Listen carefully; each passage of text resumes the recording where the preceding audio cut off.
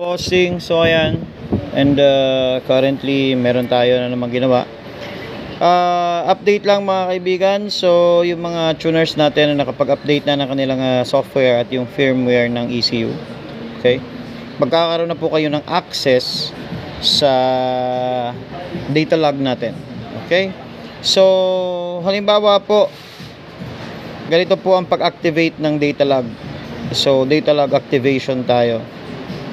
Dapat nakakonect kayo sa ECU. Tapos pagka ganyan, di ba? Papasok kayo sa ECU ngayon.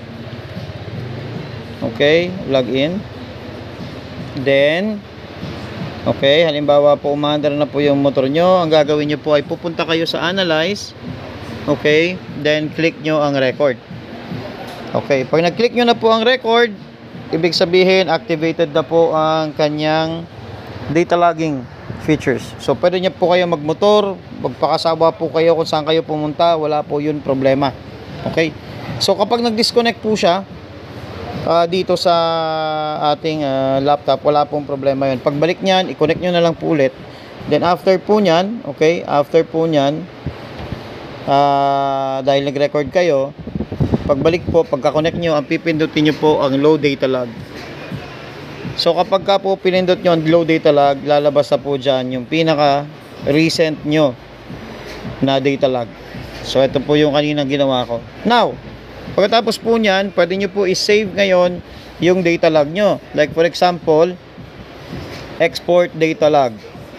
Okay, export data log po, kayo gagawa ng sarili nyong data log para alam nyo kung saan siya match na mapping. Okay, so kunwari na-save nyo na po siya as gaya ng ginawa ko kanina is data log 155 test 2 kasi pangalawang test ko na po ito.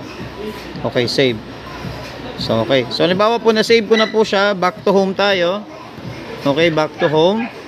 Okay, tapos syempre wag nyo din pong kakalimutan yung mapping nyo, i-export nyo din. So ganyan, export file.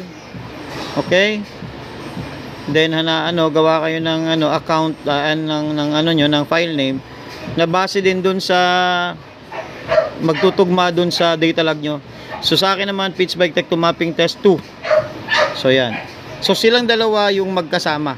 Ibig sabihin po, hindi kayo pwede magkamali ng i-upload na mapping dito tapos data log, kasi hindi po makukuha ng accurate yung inyong tono, o hindi po kayo makakapag-log or makakagawa ng magandang tono dahil magkaiba yung values ng mapping nyo tapos yung data log nyo. Okay, so yan po mga kaibigan, ganyan po ang pag-activate ng data log. Okay, so yan, mamaya meron tayo ulit ng isang video, at yung video na yon is about naman po dun sa pag-manipulate ng data log nyo. Okay, so yan, isa-isayin lang natin para hindi tayo nalilito, at the same time para mas maintindihan nyo kung paano natin to ginagawa. Okay, so yan mga kaibigan, wait na lang po tayo maya maya. God bless po, peace.